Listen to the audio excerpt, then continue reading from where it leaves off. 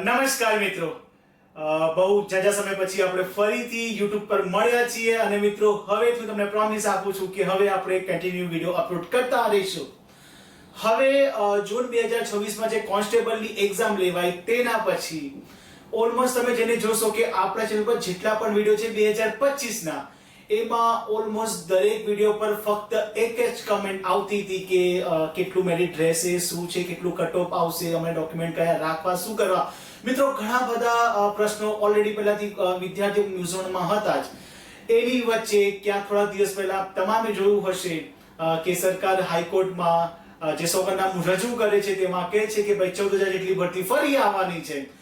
મિત્રો એ આયા પછી અત્યારે વાતાવરણ એટલો બધો ગરમાઈ ગયો છે કારણ કે તમે જુઓ છો કે ઓલમોસ્ટ બધા જ ક્લાસીસ વાળા પોતપોતાના કોર્સ લોન્ચ કરવા માંડ્યા છે અને ઘણું બધું. એમાં ખાસ તો જે વિદ્યાર્થી મિત્રો છે એ બધા જ મૂંઝવણમાં છે કે મારે એકચ્યુઅલમાં શું કરવું, કઈ રીતે મારે આગળ વધવું. મિત્રો જે આપણી પાસે ન્યૂઝ છે ને તમને એ પણ જણાવીશ ને ખાસ તમને ઘણું બધું આજે જાણવા મળવાનું છે. અને ખાસ તો મેઇન પર્પસ વિડિયોનો આ જ છે કે ભાઈ ગુજરાત પોલીસ કોન્સ્ટેબલ છે તો મેરિટ કેટલું રહી શકે છે. કારણ કે આપણે તમામ જાણે છે કે અત્યારે જાત જાતની વાતો થતી હતી. ઇવન જ્યારે આપણે જાણીએ છીએ જ્યારે પીએસઆઈ ની એક્ઝામ લેવાની ત્યારે ઘણા બધા ક્લાસીસ વાળાએ વિડિયો બનાવ્યા, ઘણા બધા યુટ્યુબરે વિડિયો બનાવ્યા. તે તમામ કહેતા હતા કે જેના 120 પ્લસ હશે એ લોકોને જ એ લોકોનું પેપર 2 ચેક થશે.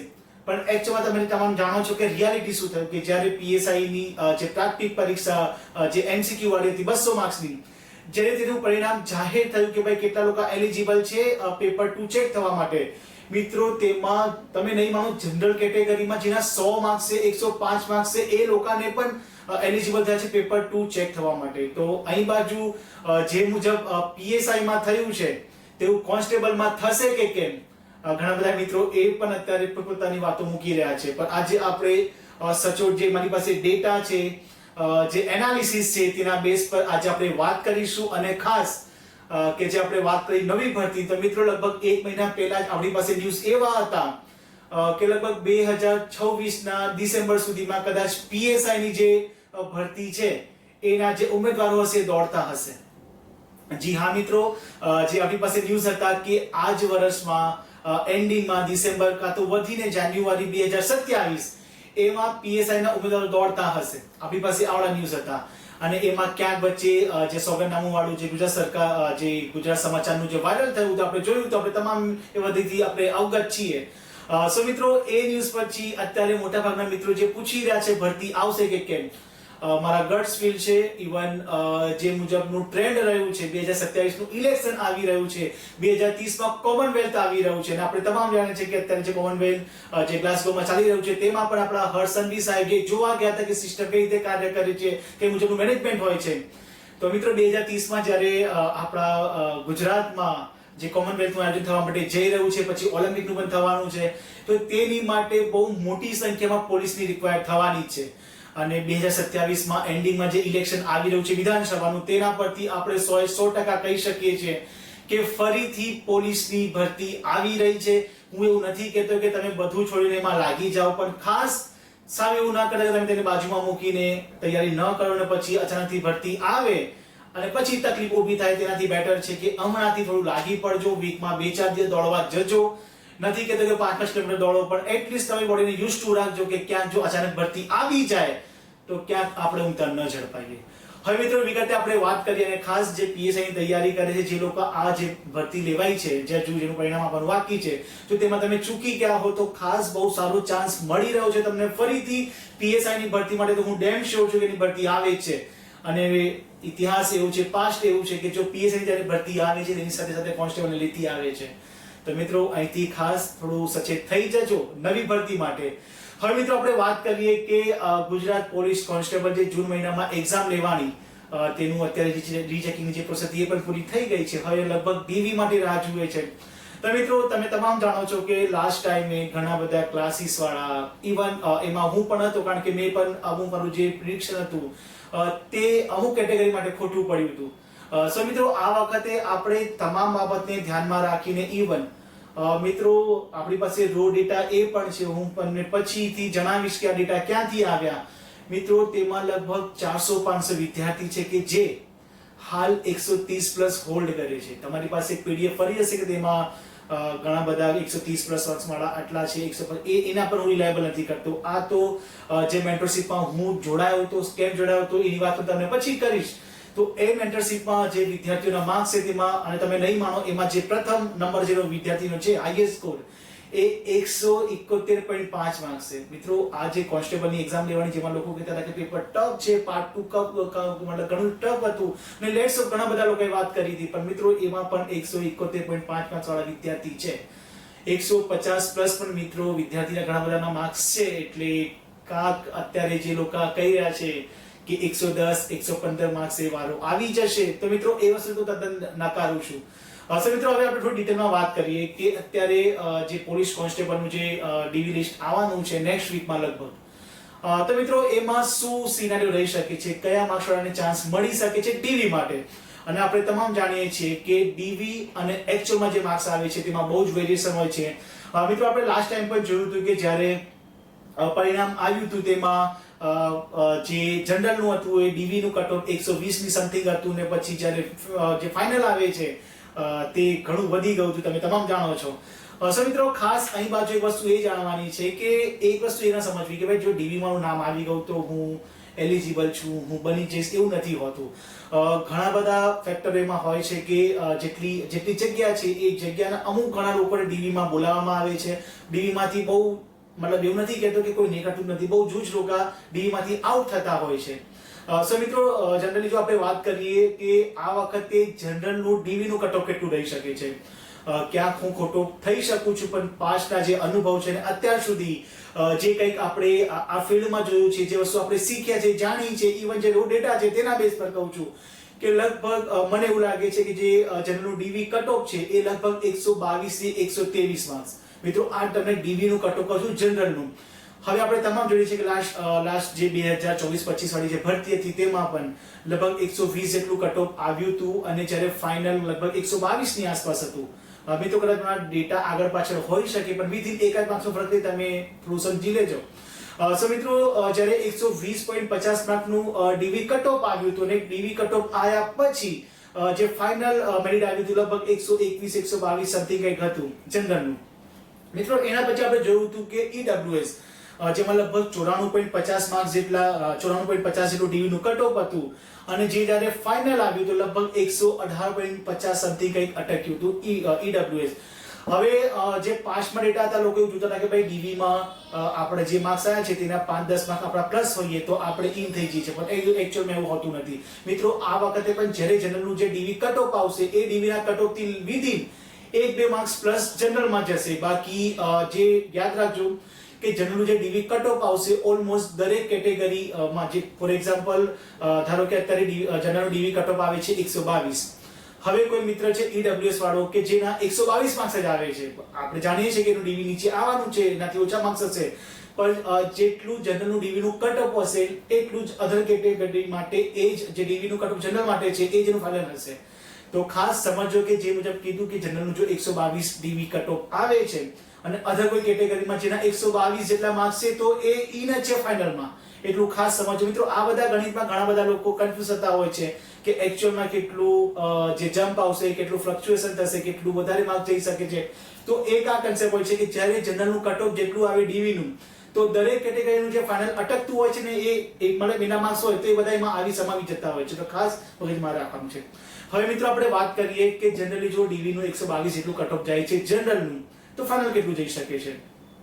મિત્રો મારી ગણતરી મુજબ 124 થી 126 127. મિત્રો આ રેન્જ છે ને અત્યારે બહુ ક્રુશિયલ છે, અને મોટા ભાગના મિત્રો આમાં રિલાય થાય છે. હવે જે મુજબ પીએસઆઈ માં ધડાકો થયો એવું આમાં લગભગ નહીં થાય, પણ શા માટે 124 થી 126 27 રહી શકે છે, આપણે તેની વાત કરીએ છીએ. હવે મિત્રો આપણે જાણીએ છીએ કે અચાનક ભરતી આવી ગઈ હતી, અને મેં તમને વારંવાર ટકોર કરું છું જે નવી ભરતી આવી રહી છે તેની માટે તૈયાર રહેજો, ક્યાંક તમારી જોડે આવો સીન ન થાય એટલા માટે. મિત્રો આપણે જોઈએ છીએ કે લોકો ઘણા બધા કહેતા હતા કે લગભગ 2025 ના એન્ડિંગમાં રનિંગ જે ભરતી જાહેર થઈ હતી 2024 માં આખી જે પ્રોસેસ ચાલી, તો મિત્રો ઘણા બધા મિત્રો એવા હતા કે જે ફર્સ્ટ ટાઈમ એક્ઝામ આપી રહ્યા હતા. હવે સેમ સીન એવો છે કે જો અચાનકથી કોઈ વસ્તુ આવી જાય અને ઓલમોસ્ટ આપણે તમામ એમાં હું પણ આવી જાઉં કે આપણે બધા ઊંઘતા ઝડપાતા હોઈએ છીએ, સો ખાસ કે આજે 2025-26 ની જે એક્ઝામ જેનું રિઝલ્ટ આવવાનું બાકી છે તેમાં ઓલમોસ્ટ મોટા ભાગના મિત્રો નવી ભરતી વાળા હતા. તો મિત્રો આ જે નવા છે એમના લીધે કદાચ મેં આટલું બધું ફ્લક્ચ્યુએટ નહીં થાય એ આપણા પર્સપેક્ટિવ એવા છે. પછી આ તો કોન્સ્ટેબલ નું પરિણામ જ્યારે આવે છે ને ત્યારે ખરેખર ધડાકો થાય છે. આપણે ધારતા હોઈએ 120 જાય છે 135, પણ મિત્રો આ વખતે દરેકે દરેક જે પર્સપેક્ટિવ છે જેટલા હાઇપોથેટિકલ જેટલા કંઈક કન્સેપ્ટ કહેવાય બધાને આપણે એકમાં ઇન્વોલ્વ કર્યા છે અને એના બેઝ પર આપણે આજે પ્રેડિક્શન કરી રહ્યા છે. તો ખાસ જેના જનરલ બોયઝ છે એના 124 થી 127 સુધીના માર્ક્સમાં તમે રેન્જમાં હો તો મે બી તમે લગભગ ફાઇનલમાં આવી જશો એવું મારું મને લાગે છે. બાકી દરેક કેટેગરી માટે જેના 130 પ્લસ છે એ તો અત્યારે તમે જલસા જ કરજો, કારણ કે 130 પ્લસ દરેક કેટેગરી એસટી ની આપણે વાત નથી કરતા, એ દરેક કેટેગરી વાળા અત્યારે તમે સમજો કે તમે આમાં આવી જ ગયા છો એવું 130 પ્લસ વાળા. બાકી જનરલ બોયઝ 124 થી 126 ની રેન્જમાં તમે છો તો તમને ચાન્સ છે કે તમે લગભગ તમને જોબ મળી જશે. છેલ્લે કે તો એસઆરપી તો આવી જશે એવું મગજમાં રાખજો. મિત્રો હવે આપણે વાત કરીએ બહેનોની. હવે જોઈએ આપણે જોયું હતું કે લાસ્ટ ટાઈમ બહેનોનું મેરિટ બહુ ડાઉન ગયું હતું. રીઝન એક જ હતું કે તેમાં જે મેથેમેટિક્સ થોડું ટફ લોકોને પડ્યું હતું, કારણ કે ગુજરાતીમાં તેમાં હતું એટલે લોકોને ટફ પડ્યું હતું. તેમાં બહેનો જે આપણે જોતા હતા એટલા પ્રમાણમાં ન મળી શક્યા. હું નથી કહેતો કે ટોટલ જગ્યાના પ્રમાણમાં ન મળી શક્યા, પણ જે કહેવાય કે હેલ્ધી કોમ્પિટિશન તો એની માટે બહેનો ન મળી શક્યા એટલે એનું મેરિટ ડાઉન ગયું હતું. પણ આ વખતે એવું નહીં થાય. લગભગ બહેનોમાં જો જનરલ કેટેગરીમાં તમે 105 ની આસપાસ રિલાયબલ થાવ છો, જો તમારા માર્ક્સની આજુબાજુ રહે છે તો મને એવું લાગે છે કે જનરલ બહેનો 105 પ્લસ હોય તો તમે બધા સેફ છો એવું તમે માનીને ચાલજો. કારણ કે એવું હવે આ વખતે એવું નહીં બને કે બહુ ડાઉન મેરિટ આવશે કાં તો આ તે, પણ 105 110 એની આસપાસ જો તમે છો તો લગભગ તમારા ચાન્સીસ છે કે તમે મેરિટમાં આવી શકો છો. બાકી ઘણા બધા અત્યારે કે ડેટા મુજબ એવું થાય છે કે લગભગ 114 115 માર્ક સુધી જો બહેનોનું હશે જનરલ કેટેગરીમાં તો તે લોકો આમાં રિલાયબલ થઈ જશે. પણ ક્યાંક બહેનોમાં ઘણી વખત આપણે વિચારતા હોઈએ છીએ એવું નથી બનતું, એટલે હું એવું વિચાર કરું છું કે લગભગ જો તમે 105 110 ની રેન્જમાં છો તો તમારે ચાન્સ છે કે તમે લગભગ ફાઇનલમાં આવી શકો છો. મિત્રો હવે આપણે વાત કરીએ ઓબીસી. હવે મિત્રો ઓબીસી જ્યારે પણ પોલીસની ભરતી આવે તો સૌથી વધારે જો અસમંજસ થતી હોય અને સૌથી વધારે વેરિએશન થતું હોય તો તે છે ઓબીસી, કારણ કે તેનું જૂથ ઘણા બધા વિદ્યાર્થીઓ જે ઓબીસી ની તૈયારી કરતા હોય છે. અને મિત્રો ખરેખર તમે જુઓ કે જ્યારે 10,000 નું જે વેકેન્સી હોય એમાંથી 6-7,000 ફક્ત ઓબીસી કેટેગરીમાં જગ્યા લઈ જતા હોય છે.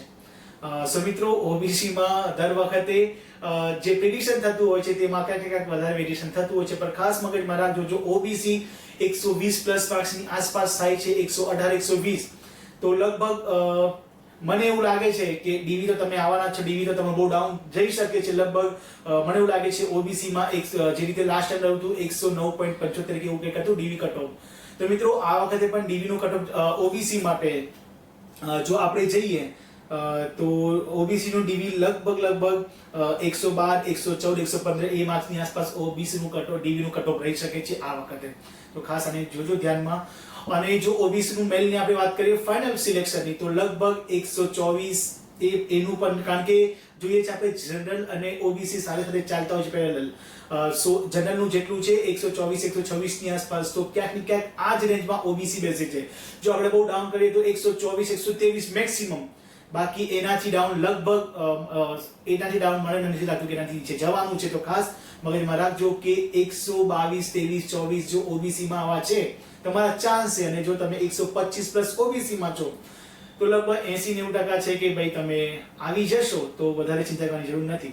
વાત કરીએ આપણે બહેનો, તો બહેનોની પણ લગભગ આ જ વસ્તુ થવાની છે કે જે જનરલ નું કટઓફ છે બહેનોમાં તો તેની થોડીક નીચે.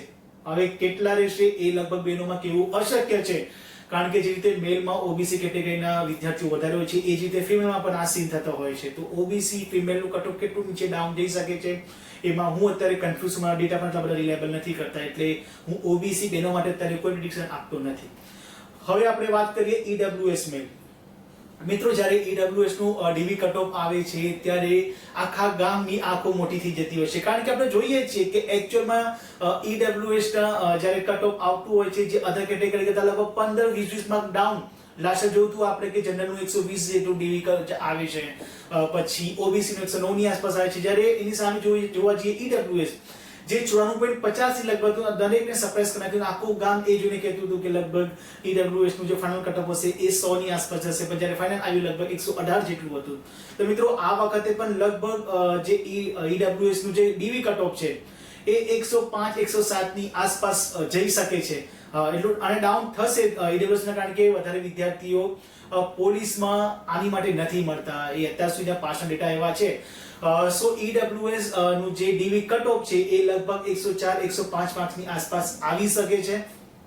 અને જો એનું ફાઇનલ સિલેક્શનની આપણે વાત કરીએ તો લગભગ 122 123 માર્ક્સ EWS ના ફાઇનલ સિલેક્શનની વાત કરું છું કે જો તમારું EWS કેટેગરીમાં તમારા 122 123 માર્ક્સ થતા હોય તો મારા હિસાબે તમે ઇન થઈ જશો. હવે મિત્રો આપણે વાત કરીએ આગળ કે SC કેટેગરી. હવે મિત્રો SC અને EWS લગભગ DV આપણે છેલ્લા બે ભરતીથી જોઈએ છે કે સાથે સાથે ચાલે છે DV નું કટ ઓફ. પણ જ્યારે ફાઇનલ સિલેક્શન આવે છે તો SC લગભગ એનાથી 1 માર્ક્સ પ્લસ કાં તો 1 માર્ક ડાઉન થઈ જાય છે. તો તમે SC કેટેગરીમાં હો ને તમારા લગભગ 122 123 લગભગ 121 આ રીતે તમારા માર્ક્સ થતા તો લગભગ તમને ચાન્સ છે કે તમે મેરિટમાં આવી જશો. હવે મિત્રો આપણે વાત કરીએ SC ની જે બહેનો અને EWS ની જે બહેનો છે. હવે EWS ની બહેનોને તો જો તમારે લગભગ 100 માર્ક્સ થતા હોય ને તો તમને બહુ સારા ચાન્સ છે. EWS ફિમેલની વાત કરું છું. જો તમારા 100 માર્ક્સ થતા હોય તો લગભગ ચાન્સીસ છે કે તમને ગેરંટી તમને જોબ મળી જશે પોલીસની. લગભગ જગ્યા પણ 400 જેવી છે, જો ખોટો ન પડતો હોઉં તો. પણ લગભગ આ ફિમેલ EWS ફિમેલ મળવા બહુ અઘરા પડી જતા હોય છે પોલીસ ભરતીમાં. તો લગભગ જો તમારા 100 માર્ક્સ હોય તો મે બી તમે રિલાયબલ કરો છો કે તમે ફાઇનલ સિલેક્શનમાં આવી જશો. બાકી DV કટ તમારે બહુ ડાઉન જવાનું છે. SC બહેનોની વાત કરીએ તો તેમનું પણ લગભગ 100 ની આસપાસ જેવું ફાઇનલ કટ ઓફ રહી શકે છે, મારું અંગત માનવું એવું છે. હવે મિત્રો વાત કરીએ આપણે ST કેટેગરી. હવે ST કેટેગરી એવી છે કે જેમાં મિત્રો જ્યારે ક્રાઇટેરિયા ફિટ થાય છે તો બહુ બધા આપણા જે ગામડાના જે ભાઈ બંધુઓ છે, જે મારી બહેનો છે, એ લોકો ક્યાંક આ કેટેગરીમાં ફિટ નથી થતા. ધેટ્સ વાય કે એમનું મેરિટ બહુ ફ્લક્ચ્યુએટ થઈ જતું હોય છે. આપણે ધારતા હોઈએ કે ભાઈ 90 અટકે કે 100 અટકે ને પછી 105 પહોંચી જાય, 105 ધારતા હોય તો આપણે 95 આવી જાય. તો ST કેટેગરીમાં જો તમે ક્વોલિફાય હોય અને તમે ભાઈઓ હોય તો તમારા 100 માર્ક્સને ટચ કરતા હોય તો લગભગ તમે સેફ થઈ જશો. અને બહેનોમાં તો તમે જો 85 90 કાં તો 95 માર્ક્સની આસપાસની રેન્જમાં છો તો તમે પણ ફિટ થઈ જશો આ ભરતીમાં. સો મિત્રો ક્યાંક આ હવે આપણું એક જે ડેટા પ્રમાણે આપણે વાત કરતા હોઈએ છીએ એના બેઝ પર આ જે પ્રિડિક્શન છે મારું મેં તમને આપ્યું છે.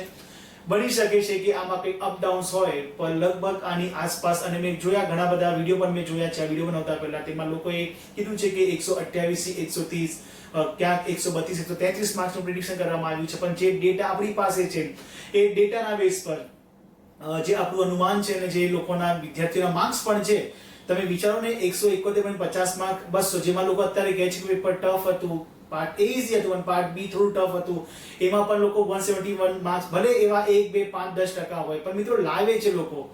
150 પ્લસ વાળા પણ ઘણા મિત્રો છે. તો આ બેઝ પર આપણે ક્યાંક આપણું જે કેલ્ક્યુલેશન છે, જે આપણે જે કંઈક વસ્તુ આપણે જે પર્સપેક્ટિવ છે લઈને ચાલ્યા છે તેના બેઝ પર તમને પ્રેડિક્શન આપ્યું છે. સો મિત્રો ખાસ જો તમારા કઈ સુઝાવ હોય તો કમેન્ટ કરજો. અને નવી ભરતી આવે છે, ખાસ તૈયારીમાં લાગ્યા રહેજો. ક્યાંક ને ક્યાંક એવું ન થાય કે ભરતી આવી જાય ને આપણે ક્યાંક ઊંઘતા ઝડપાઈએ. તો ખાસ આ વસ્તુને મગજમાં રાખજો. સો મિત્રો ચલો મળીએ છીએ નેક્સ્ટ વિડીયોમાં. જય હિન્દ, જય ભારત.